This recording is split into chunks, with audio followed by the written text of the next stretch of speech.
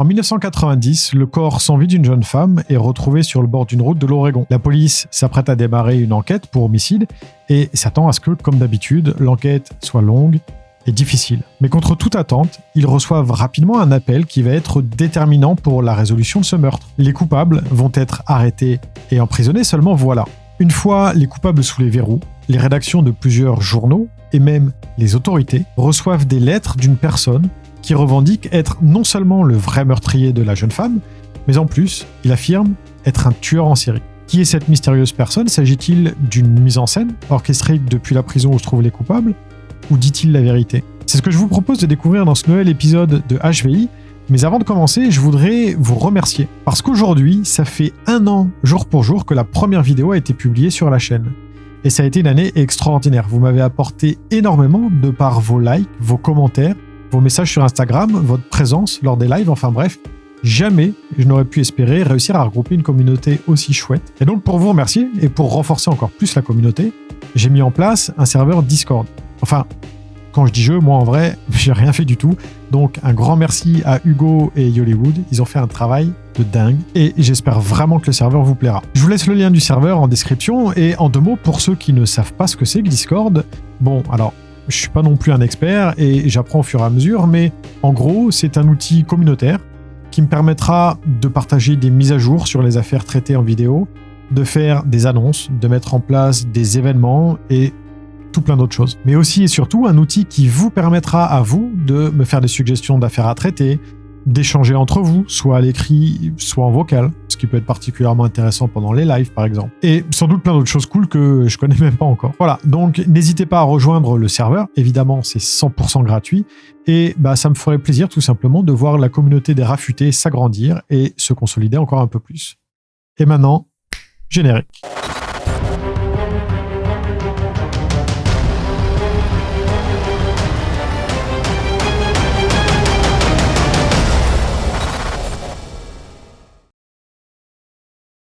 Tonya Bennett est une jeune femme de 23 ans, très souriante, qui aime faire de nouvelles rencontres. Elle est également décrite comme une jeune femme un petit peu simple, naïve, et voire même un petit peu retardée, selon Michelle White, sa sœur, mais pour autant, elle adore s'instruire et lire, et c'est d'ailleurs la seule de sa fratrie qui a poursuivi ses études après le bac. Elle aime rencontrer de nouvelles personnes, comme je le disais tout à l'heure, et il semblerait qu'il lui arrive fréquemment de sortir pour faire la fête, et d'avoir des aventures d'un soir avec des hommes rencontrés dans les bars qu'elle fréquente. Mais le 21 janvier 1990, Tonya, contrairement à d'habitude, n'a donné aucune nouvelle à sa famille. Sa mère et sa sœur, inquiètes, décident donc de déclarer sa disparition aux autorités. Entre-temps, un cycliste fait une macabre découverte sur la route qui mène à Vista House, un monument et un point de vue à l'est de Portland.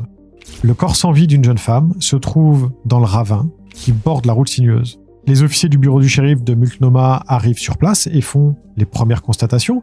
Il s'agit d'une jeune femme qui a visiblement été violée, puis tuée sans doute par strangulation.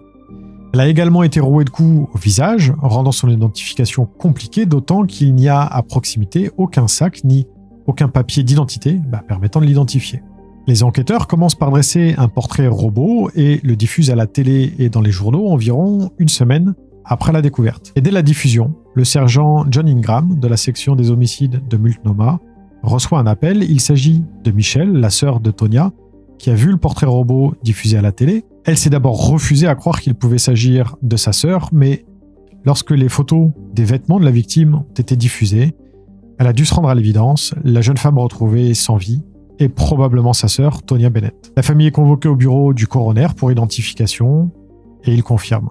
Dès les premiers jours, le bureau du shérif recueille des témoignages. Tonya aurait été aperçue le soir de sa disparition dans un bar avec un billard. Elle aurait joué au billard avec 2 hommes que les habitués du bar ne connaissent pas. Mais elle aurait ensuite quitté l'endroit seule. Cela ne fait que quelques jours que l'enquête a démarré, mais elle promet déjà d'être très compliquée. Sauf que, le 5 février 1990, le sergent John Ingram reçoit un coup de fil anonyme au cours duquel une femme lui dit qu'elle sait qui est le meurtrier. Au cours de cet appel, donc, une femme prétend que le meurtrier de la pauvre Tonya se nomme Sosnowski. John Sosnowski. Le sergent Ingram passe le nom au fichier et, après plusieurs tentatives avec des orthographes différentes, il finit par trouver un homme portant ce nom et cet homme est en liberté surveillée. Il appelle alors son contrôleur judiciaire et ce dernier lui fait une drôle de révélation. Il a lui-même reçu un appel de Laverne Pavlinac, la compagne de John Sosnowski, lui indiquant qu'elle avait surpris, malgré elle, une conversation de John dans un bar au cours de laquelle il avait confié à un autre homme avoir rencontré Tonya Bennett. Puis il avait enchaîné en prétendant qu'il l'avait emmenée avec lui en voiture et l'avait tuée avant de se débarrasser de son corps aux abords de Vista House. Mais les enquêteurs décident donc de rendre visite à la fameuse Laverne Pavlinac. Il s'agit d'une dame de 58 ans, très cordiale et très polie. Le sergent Ingram commence par lui demander pourquoi elle a mis plusieurs jours avant de se manifester, et elle répond que son compagnon, alcoolique, peut parfois s'avérer violent et qu'elle a tout simplement peur de lui. Puis elle raconte comment, le soir du 21 janvier, elle l'a conduit à un bar, le JB's Lounge, à Portland. Lorsqu'il est rentré entre 1h et 2h du matin, il s'est immédiatement dirigé vers la salle de bain et a pris une douche, chose plutôt inhabituelle. Pas de prendre une douche, mais d'en prendre une aussi tard et en rentrant du bar. Et puis, il est ensuite allé se coucher immédiatement. Le lendemain matin, selon elle, elle a aperçu des bleus sur sa hanche et il s'est plaint de douleurs aux poignets et aux mains. Bien décidés à en savoir plus, les enquêteurs convoquent John Sosnowski pour lui poser des questions. Do you know Tonya Ann Bennett? Not to my recollection, sir. We have been to your apartment and retrieved one of them being a piece of paper with the name T. Bennett. Is that your printing? I cannot answer that in full. Mais même si les enquêteurs ne le croient pas vraiment, les preuves sont insuffisantes et l'homme est relâché. En revanche, Laverne Pavlinac accepte d'être équipé d'un micro et il lui est demandé d'essayer d'obtenir des aveux le soir, une fois rentré à leur domicile. Mais là non plus, l'homme n'avouera rien. Quelques jours passent et Laverne Pavlinac téléphone aux enquêteurs, leur demandant de venir chez elle. Lorsqu'ils arrivent, elle leur remet un sac en papier contenant des preuves qu'elle a, dit-elle, retrouvées dans sa maison. Un sac à main, qui pourrait très bien être celui de Tonya Bennett, et surtout, une braguette de gin. Et cette braguette, il se trouve qu'elle manquait effectivement au gin de la victime aussi, mais ce détail n'avait jamais été communiqué à la presse. John Sosnowski est donc de nouveau convoqué et interrogé, et cette fois-ci, il reconnaît avoir rencontré Tonya au bar le soir de son meurtre. Seen T. Bennett at JB's truck stop on several occasions. Voilà qui devient intéressant. Il ne s'agit pas encore d'aveux, mais c'est en bonne voie. Et en parallèle, les résultats du labo reviennent. La braguette donnée par Laverne ne correspond pas au gin retrouvé sur la victime, et Tonya n'a jamais eu de sac similaire, en tout cas selon sa famille. Les enquêteurs retournent donc la voir et lui demandent ce que ça signifie. La vieille dame craque et leur explique qu'elle a fabriqué des preuves afin de faciliter le travail de la police et de faire arrêter son compagnon, John Sosnowski. Ils reprennent donc tout à zéro et lui demandent de raconter une fois encore toute l'histoire. La vieille dame livre alors une version différente. En fait, John l'a appelé paniqué pour lui dire de venir le chercher au bar. Et il lui a demandé d'emmener avec elle quelque chose de large pour envelopper quelque chose de volumineux. Elle a donc pris un rideau de douche bleu. En arrivant sur place, elle a trouvé John caché sur le parking entre deux véhicules avec, à ses pieds, une femme inanimée. Laverne lui a alors demandé si elle était malade ou un truc du genre, et lui a répondu « Pire, elle est morte ». Il a enveloppé la femme dans le rideau de douche, l'a chargée dans la voiture, puis a ordonné à Laverne de démarrer. Laverne a alors suggéré d'aller à l'hôpital, mais John Sosnowski lui a répondu en la menaçant « Si elle dit quoi que ce soit, il lui fera payer, non seulement il la tuera, mais en plus, il s'en prendra aussi à ses petits-enfants ». Terrorisée, elle a alors conduit jusqu'à Vista House, où il s'est débarrassé du corps.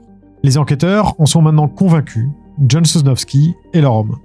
Mais pour mettre toutes les chances de leur côté, pour le faire condamner devant un tribunal, ils demandent à Laverne de les accompagner sur la route de Vista House et de leur indiquer l'endroit exact où John Sosnowski s'est débarrassé du corps. Parce que, là encore, c'est une information qui n'a pas été communiquée publiquement. Ils empruntent donc la route sinueuse, passent Vista House, puis redescendent vers l'est.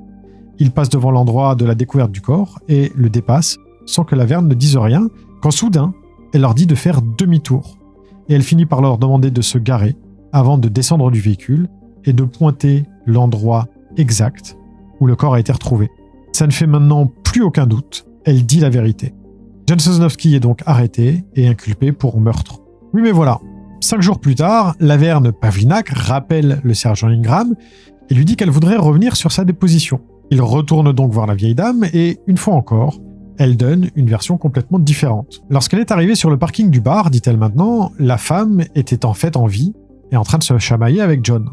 Pas méchamment, plutôt comme un jeu. Ils sont tous les deux montés dans la voiture à l'arrière en riant et John Sosnowski a dit à Laverne de se rendre à Vista House. En trajet, la femme a giflé John qui a répliqué en lui donnant un coup de poing au visage et les deux ont continué de rigoler. Laverne s'est garée sur le parking de Vista House et elle est restée dans la voiture pendant que John et la femme sont entrés dans la structure pour y avoir une relation sexuelle. Au bout d'un moment, John est revenu à la voiture pour y prendre de la corde pour, dit-il, rendre les choses un petit peu plus excitantes.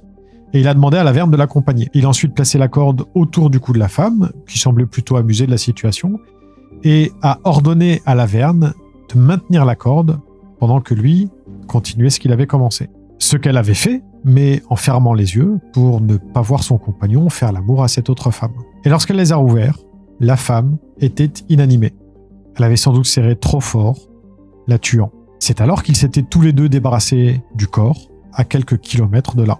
C'est un coup de massue pour Ingram. La petite mamie, avenante, gentille et cordiale, pourrait-elle en fait être une meurtrière? Ils ont du mal à y croire et pour s'en convaincre, il convoque sa fille et demande à Laverne de recommencer son récit depuis le début, mais au lieu de le leur raconter à eux, de le dire à sa fille. Ils sont persuadés que jamais elle ne raconterait de telles horreurs à sa fille si elles n'étaient pas vraies.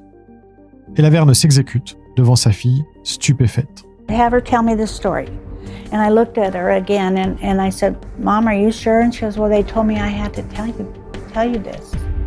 Because if I told you, then they would believe me. Elle est donc à son tour arrêtée et inculpée pour meurtre. Le procès démarre le 24 janvier 1991. Au cours du procès, Laverne Pavlinac essaye de revenir sur ses déclarations en expliquant qu'elle a en fait menti dans le seul but d'échapper à un petit ami alcoolique et violent. Qu'elle a commencé par un petit mensonge et qu'elle s'est ensuite sentie obligée de renchérir à chaque fois un petit peu plus, de peur que ce ne soit pas suffisant pour faire arrêter l'homme qui lui faisait si peur. Mais cela ne convainc ni le procureur ni le jury. Pendant le procès, un graffiti revendiquant le meurtre de Tonya Bennett est découvert sur le mur de toilette publique. Il est écrit « 21 janvier 90, j'ai tué Tanya Bennett à Portland. 2 personnes ont porté le chapeau, donc je peux encore tuer. J'ai coupé les boutons du jean, preuve. » Mais le message est ignoré parce que, selon l'accusation, il est très plausible que John Sosnowski ou Laverne Pavlinac ait simplement demandé à quelqu'un à l'extérieur de l'écrire histoire de les faire disculper. Laverne Pavlinac, malgré sa rétractation, est jugée coupable par le jury. Elle est condamnée à la prison à perpétuité avec une peine de sûreté de 10 ans. John Sosnowski, afin d'éviter la peine de mort, décide de plaider pas de contestation en disant qu'il ne se souvient tout simplement pas de cette soirée et ne sait pas si les dires de Laverne Pavlinac sont vrais ou non. En gros, pas de contestation, c'est presque comme de plaider coupable, sauf que c'est pas vraiment coupable. Je sais pas trop comment l'expliquer, je suis pas sûr de l'avoir compris moi-même, donc si jamais il y a des juristes qui veulent détailler un petit peu dans les commentaires, n'hésitez pas. John Sosnowski est lui aussi condamné à la prison à perpétuité. L'histoire pourrait s'arrêter là, sauf que le message écrit sur le mur des toilettes publiques a bel et bien été écrit par le vrai meurtrier de Tonya. Keith Hunter Jesperson est né le 6 avril 1955 à Chilliwack, au Canada. Puis la famille déménage et part s'installer aux États-Unis et plus précisément à Selah, dans l'État de Washington. Depuis toujours, Keith est grand pour son âge, très grand, et ça lui vaut d'être rejeté et moqué non seulement par sa famille, mais aussi par ses camarades d'école. De fil en aiguille, son comportement à l'école se dégrade et il a souvent des réprimandes, suite à quoi son père le punit en lui infligeant notamment des coups de ceinture. Son père, d'ailleurs, ne semble pas avoir une grande estime de Keith et le rabaisse constamment. Les seules fois où il semble faire preuve d'un sursaut de fierté, c'est quand le petit garçon inflige des sévices à des animaux. Keith Jesperson semble en effet prendre plaisir à torturer puis à tuer des animaux. Des chats, des corbeaux et des petits chiens trouvés dans le voisinage. Mais rapidement, les animaux ne suffisent plus et l'enfant se surprend à vouloir faire la même chose à des êtres humains. C'est ainsi qu'un jour, au parc, il laisse volontairement une pierre dévaler un toboggan et la pierre finit sa course dans la tête de son frère Brad. Un autre jour encore, Keith est avec l'un de ses rares copains, Martin, avec qui il a l'habitude de traîner et de faire des bêtises. Sauf que Martin, quand il se fait prendre, rejette systématiquement la faute sur Keith. Et ce fameux jour, Keith décide de mettre fin à cette amitié en attaquant Martin et en le frappant violemment, avant d'être interrompu par le père de son ami. Il avouera plus tard que s'il n'avait pas été stoppé, il avait bien l'intention d'aller jusqu'au bout et d'ôter la vie à Martin. Une autre fois encore, alors qu'il est au lac, un garçon de son école lui tombe dessus et lui maintient la tête sous l'eau, sous les rires amusés des autres enfants. Ça ne plaît pas beaucoup à Keith qui décide de se venger. Un peu plus tard à la piscine municipale, il fonce sur son agresseur. Il lui maintient à son tour la tête sous l'eau mais ne relâche pas la pression. L'autre enfant perd connaissance et ne doit son salut qu'à l'intervention du maître nageur. Là encore, Keith avouera que son but était encore une fois de tuer son camarade d'école. Dans le même temps, à la maison, les choses ne s'arrangent pas. Bien au contraire. Sans pour autant être brillant, Keith Jesperson finit par obtenir son diplôme de fin d'études, mais s'arrête là. Son père, de toute façon, lui dit qu'il est trop bête pour aller à l'université et que ça servira à rien. C'est donc âgé de 19 ans que le jeune homme quitte le domicile parental et devient chauffeur routier en 1974 avant de se marier avec Rose Huck, sa petite amie du lycée, en 1975. Ils ont ensemble 3 enfants, 2 filles et un garçon, et tout semble se passer à merveille. Keith travaille dur et parcourt le pays dans son camion, et quand il rentre, il aime passer du temps avec ses enfants, qu'il adore. Les seules réminiscences de son passé semblent être les maltraitances envers les animaux. Melissa, sa fille aînée, se souvient qu'un jour, alors que les enfants avaient ramené des chats à la maison, le visage de son père s'était tout à coup fermé. Il avait saisi les chats et les avait attachés par la queue sur une corde à linge, éclatant de rire alors qu'il torturait les animaux qui se débattaient en se donnant des coups de griffe. Les enfants, horrifiés et en larmes, avaient supplié leur père d'arrêter, mais il les avait complètement ignorés. Ils se sont alors précipités à l'intérieur de la maison pour chercher leur mère, et lorsqu'ils sont ressortis, les chats gisaient, sans vie, sur la pelouse, sous le regard amusé de Keith. Les années passent et Rose, la femme de Keith, finit par comprendre qu'il la trompe. Elle reçoit de plus en plus souvent des coups de fil de femmes à la maison, demandant à parler à Keith. Lorsqu'elle leur demande qui elles sont, certaines répondent « sa petite amie ». Et quand un jour Rose finit enfin par prendre son courage à deux mains et met Keith devant le fait accompli, celui-ci se contente simplement de sourire et de hocher la tête, comme s'il était un petit peu surpris qu'elle ait mis aussi longtemps à s'en rendre compte. Au bout de 15 ans de mariage, Rose Huck finit par décider de mettre fin à cette relation et un jour, alors que Keith est sur la route, elle emballe ses affaires et part avec les enfants. Melissa est alors âgée de 10 ans et Keith, son père, de 35 ans. Keith part s'installer à Cheney, toujours dans l'État de Washington, et continue de voir ses enfants à chaque fois qu'il en a l'occasion. Un jour, alors qu'elle est âgée de 13 ans, Keith dit à Melissa, sur le ton de la confidence, qu'il sait comment commettre un meurtre sans se faire attraper. « C'est facile, dit-il à la fillette. Il suffit de retirer la braguette. Comme ça, il n'y a pas d'empreinte. Et de porter des chaussures de cyclisme, histoire de ne pas laisser de traces de pas identifiables. » Sur le coup, la gamine ne comprend pas trop ce que lui dit son père et elle pense qu'il a lu ça dans un magazine ou encore dans un roman. Elle ne sait pas qu'il parle en fait d'expérience, d'un acte odieux qu'il a commis 3 ans plus tôt, et elle est à 1000 lieues d'imaginer que son père est en fait un tueur en série qui sera surnommé par la presse le tueur au smiley. « 29 avril 1994. Phil Stanford, journaliste à l'Oregonian, un journal de Portland, reçoit une lettre singulière. La missive de plusieurs pages est une confession. Elle commence ainsi. « J'aimerais raconter mon histoire. Je suis une bonne personne, par moment. J'ai toujours voulu être remarqué. Donc, j'ai commencé quelque chose que je ne sais pas arrêter. Le 20 janvier 1990, j'ai ramassé Sonia Bennett et je l'ai ramenée à la maison. Je l'ai violée et je l'ai salement battue. Puis, j'ai mis fin à sa vie. » La lettre continue en donnant des détails sur la façon dont il l'a tuée et dont il s'est débarrassé du corps. Et cette lettre a non seulement été envoyée à l'Oregonian, mais aussi au tribunal où Laverne Pavlinac et John Sosnowski avaient été jugés. Comme si son auteur ne supportait pas le fait que quelqu'un d'autre lui ait volé la vedette. Mais les détails contenus dans la lettre ne sont pas suffisamment convaincants pour le procureur adjoint Jimmy McIntyre. Certains détails semblent en effet exacts, mais d'autres, eux, ne correspondent pas, par exemple, au rapport d'autopsie. Le procureur adjoint continue de penser qu'il peut s'agir d'un canular ou de quelqu'un faisant ça pour, tout simplement, faire disculper et faire libérer Laverne et John. Sauf que la lettre ne s'arrête pas là. En plus du meurtre de Tonya, et non Sonia comme son auteur l'a écrit, 4 autres meurtres sont décrits. Le journaliste commence alors à passer des coups de téléphone aux différents services territorialement compétents, et tous répondent la même chose, oui, le meurtre décrit correspond à l'une de leurs enquêtes en cours non résolues, et oui, l'auteur de la lettre donne des détails qui n'ont jamais été révélés au public. Phil Stanford décide donc de rendre visite à Laverne et à John pour en avoir le cœur net, et Laverne lui répète ce qu'elle a tenté de dire lors de son procès. Elle a fait ça pour échapper à son petit ami violent, et puis les choses se sont enchaînées et ont eu une espèce d'effet boule de neige. John, lui, est furieux et prétend que Laverne l'a piégé. Il n'a plaidé pas de contestation, comme on l'a dit plus tôt, uniquement pour échapper à la peine de mort. Fort de ces témoignages et des certitudes qu'il a maintenant qu'il s'agit en fait d'un fiasco judiciaire, Phil écrit un article et décide de surnommer l'auteur des lettres le tueur au smiley. L'affaire va faire les gros titres de tous les journaux, mais pour autant, non seulement personne ne sait qui est ce mystérieux tueur en série, mais en plus, la justice n'accorde que peu de crédit à ce qu'il considère juste comme un coup médiatique du journaliste, juste pour faire le buzz. Jusqu'au jour où le tueur au smiley va finalement se faire arrêter.